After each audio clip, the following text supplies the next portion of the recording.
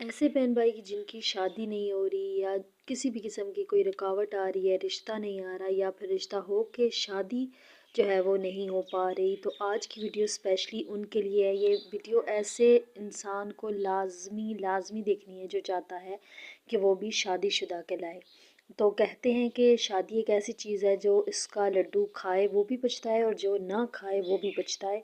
تو ایسا نہیں ہے، اللہ پاک نے ہر ایک جوڑے کے لیے، ہر ایک بندے کے لیے ایک جوڑا بنایا ہے، چاہے وہ انسان ہوں چاہے وہ چرند پرند ہوں۔ ہر بندے کا، ہر چرند پرند کا کوئی نہ کوئی جوڑ ہے جو کہ زمین پہ ملتا ہے۔ اللہ پاک نے عرش پہ جو ہے وہ ان جوڑوں کو بنا دیا ہے، لیکن انہوں نے ملنا زمین پہ ہے، کوئی نہ کوئی وسیلے سے، کسی نہ کسی جو ہے وہ وجہ سے ان دونوں کو آپس میں ملنا ہے۔ تو ایسے بہن بھائی جن کی شادی نہیں ہو رہی یا کسی بھی قسم کی رکاوٹ آ رہی ہے، ان کی ایج زیادہ ہو رہی ہے، رشتے نہیں آ رہے یا رشتے آ کے پسند کر کے چلے جاتے ہیں اور پھر کوئی جواب نہیں دیتے، تو اس سب کے لیے میں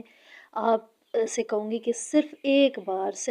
بار میرے کہنے پہ یہ لازمی آپ نے وظیفہ پڑھنا ہے۔ آپ یقین کریں کہ اگلا رمضان نہیں آئے گا اور اس سے پہلے آپ شادی شدہ کہلائیں گے۔ یہ جو 12 نوافل ہیں، یہ بند قسمت کا تالا کھول دیں گے آپ کی شادی میں۔ اگر بندش ہے، آپ کے رزق کی بندش، آپ کے قرضوں سے نجات پانے کے لیے رمضان المبارک کی یہ بہت بابرکت، میں کہہ رہی ہوں 100% جو ہے وہ گارنٹی شدہ یہ نوافل ہیں، اور آپ نے اس عمل کو بالکل بھی، اس وقت کو آپ نے ضائع نہیں کرنا۔ تو رمضان المبارک کی 11ویں رات کا ایسا مضبوط عمل، شادی میں رکاوٹ ہو، کسی بھی وجہ سے شادی نہ ہو رہی ہو، تو اللہ پاک ان مبارک گھڑیوں اور مبارک لمحات کی وجہ سے آپ پہ جو ہوئی بندش ہے اس کو کھول دیں گے انشاءاللہ، اور اگلے رمضان سے پہلے جو ہے وہ آپ شادی شدہ ہوں گے انشاءاللہ۔ کوئی پریشان نہ ہو، اس رمضان وہ گھڑیاں آ گئی ہیں جس کا سب کو انتظار تھا، یہاں تک کہ اللہ پاک ایسے اسباب مہیا کرتا ہے، اسے ایسے اسباب سے عطا کرتا ہے جہاں زندگیاں مایوس ہو گئی ہیں، جہاں حالات ختم ہو گئے ہوں، تو اللہ وہاں سے عطا کرے گا کہ تم حیران رہ جاؤ گے۔ وہ عزت عروج، وہ شان شوکت عطا کرے گا جو تمہیں جو ہے وہ خوش کر دیں گی۔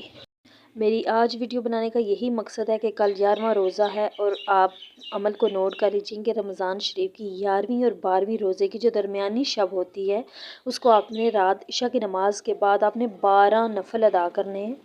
دو نفل کر کے آپ نے 12 نفل ادا کرنے ہیں، اور اس طرح آپ نے پڑھنے ہیں کہ جب آپ سورۃ فاتحہ پڑھیں تو ایک بار آپ سورۃ اخلاص پڑھیں۔ اسی طرح آپ نے 12 نوافل پڑھ لینے ہیں، اور جب آپ 12 نوافل پڑھ چکیں تو اس کے بعد آپ نے 100 مرتبہ درود ابراہیمی پڑھنا ہے، اور پھر ان تمام نوافل اور درود شریف کا ثواب آپ نے حضور پاک صلی اللہ علیہ وسلم کی روح کو ہدیہ کرنا ہے، اور پھر حضور پاک صلی اللہ علیہ وسلم کے وسیلے سے آپ نے اللہ پاک کے آگے گڑ گڑا کے خلوص دل سے، انکساری اور عاجزی سے آپ نے کم از کم 15 منٹ اپنے لیے، یا آپ اگر کسی بہن بیٹی کے لیے دعا کر رہے ہیں، یہ وظیفہ کر رہے ہیں، اس کے اچھے رشتے کی دعا کر رہے ہیں، تو آپ 15 منٹ تک جو ہے وہ لازمی دعا کریں۔ انشاءاللہ اگلے رمضان سے پہلے مراد پوری ہوگی۔ یہ نہایت آزمودہ اور آزمایا ہوا وظیفہ ہے، میں نے خود جتنوں کو بھی یہ دیا ہے نا، آج ماشاءاللہ سے وہ شادی شدہ ہیں، اور کچھ تو بچوں کے جو ہیں والدین بھی ہیں۔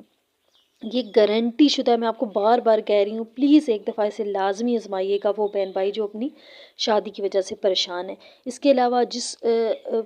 کسی نے بھی ان نوافل کو پڑھنا ہے تو آپ ان نوافل کو شادی کی بندش، رزق کی کمی اور قرضوں سے نجات کے علاوہ آپ اپنے کسی بھی جائز مقصد کو ذہن میں رکھتے ہوئے اس کو پڑھ سکتے ہیں، اور بیکاری بن کر پھر آپ نے کم از کم 15 منٹ تک لازمی اپنے رب سے دعا کرنی ہے۔ اللہ پاک آپ کو اگلا رمضان آنے سے پہلے ہی وہ چیز آپ کو عطا کر دے گا، چاہے وہ رزق کی تنگی ہو، چاہے وہ اولاد کی ہو، چاہے وہ آپ شادی آپ کو کرنی ہو، تو انشاءاللہ میرے کہنے پہ لازمی آپ نے ایک دفعہ اس نوافل کو لازمی پڑھنا ہے، اور سب کو جو ہے وہ دعاؤں میں یاد رکھنا ہے۔ تو امید کرتی ہوں کہ آج کی ویڈیو آپ کے لیے ہیلپ فل رہے گی۔ انشاءاللہ اللہ حافظ، جزاک اللہ۔